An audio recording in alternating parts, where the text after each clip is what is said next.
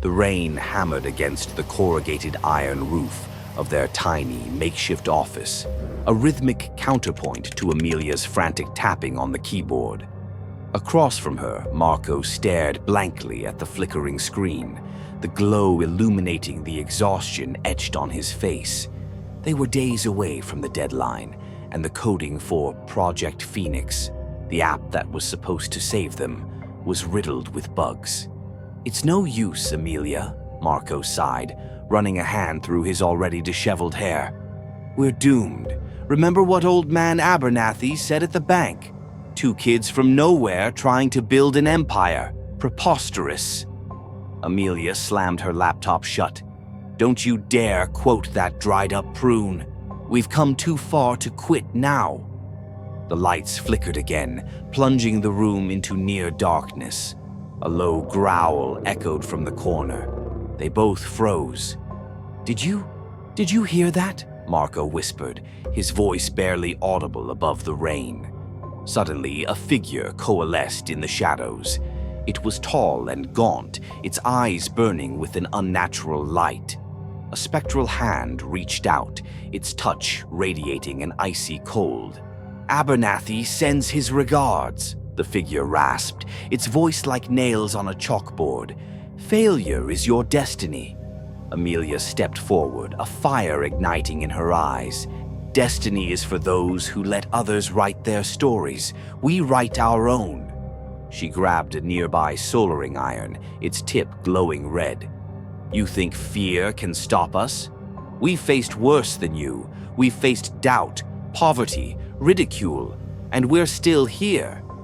The spectral figure recoiled as Amelia thrust the soldering iron forward. It hissed, a wisp of smoke curling from its form.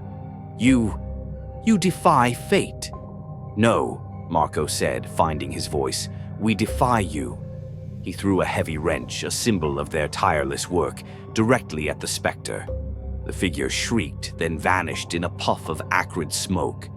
The lights flickered back to full brightness. The rain began to subside. Amelia turned to Marco, a small smile playing on her lips. "Feeling inspired?" Marco grinned. "Let's fix those bugs. We've got a phoenix to raise." They worked through the night, fueled by adrenaline and a renewed sense of purpose. They launched Project Phoenix on time. It was an instant success. The app helped countless people in their city find resources and help. Investors came calling. Years later, standing in their gleaming new headquarters, Amelia looked at Marco. "Remember that night?" Marco chuckled. "How could I forget? We faced our demons, literal and figurative, and we won." Their story became a legend, a testament that even when the world and even the supernatural conspires against you, belief in yourself and unwavering hard work can turn the most terrifying nightmares into the sweetest dreams. Their success was no accident. It was a victory forged in the face of fear, powered by resilience, and fueled by a belief in their own potential. They inspired a generation to believe that failure was only the beginning of something truly extraordinary.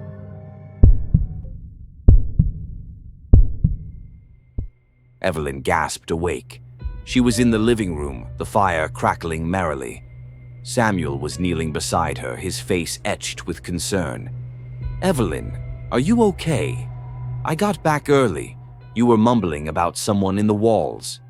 "Samuel, he was real. He came out of the wall," she cried, pointing to the floral wallpaper. Samuel frowned.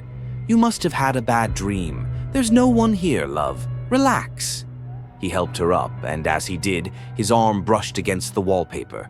He recoiled, a look of dawning horror on his face. "This wallpaper," he whispered.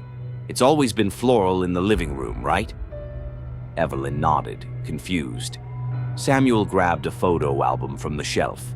He flipped through the pages until he found an old picture of the living room, taken before they moved in. The wallpaper was a plain, solid color, and in the corner of the room, partially obscured by a potted plant, was a faint, ghostly outline of a man pressed against the wall, his face locked in a silent, eternal grin. But The floral wallpaper wasn't here before, Samuel managed. It is a wall. The wind howled like a banshee, clawing at the canvas of the tent. Bloody hell, this is worse than they predicted, growled Alistair, adjusting his thick woolen cap. Inside, huddled around a sputtering gas lamp, were 5 others. His wife, Bronwyn, the experienced climber. Rhys, the quiet map reader. Cian, the energetic photographer. Gareth, the jovial cook. And young Karis, Rhys's sister, on her first serious expedition. Told you we should have gone south, Cian muttered, snapping a photo of Gareth's nervous grin. Alistair ignored her.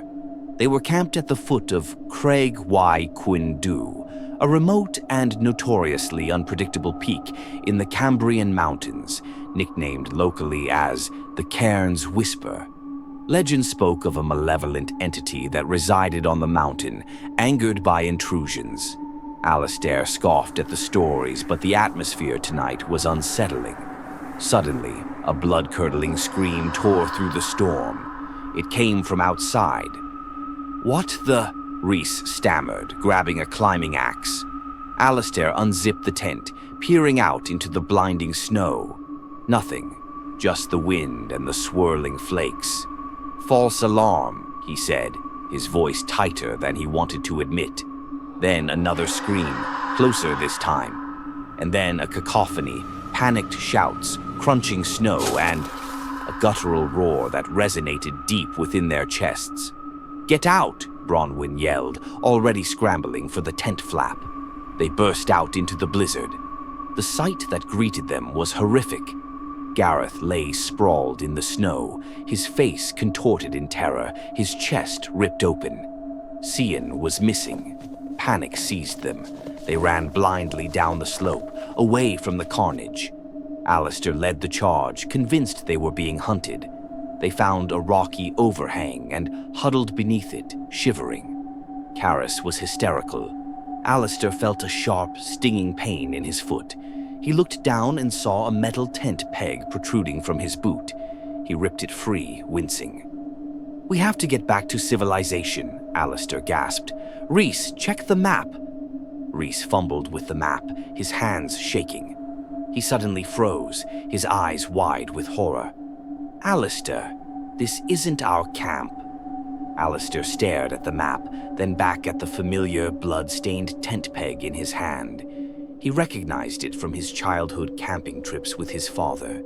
He turned to face the darkness, the awful truth hitting him like a punch. The screams, the carnage, the map. He had remembered the incident, but not as a bystander. "I did this," he whispered, the wind carrying his words into the silent, unforgiving mountains. "I killed them all.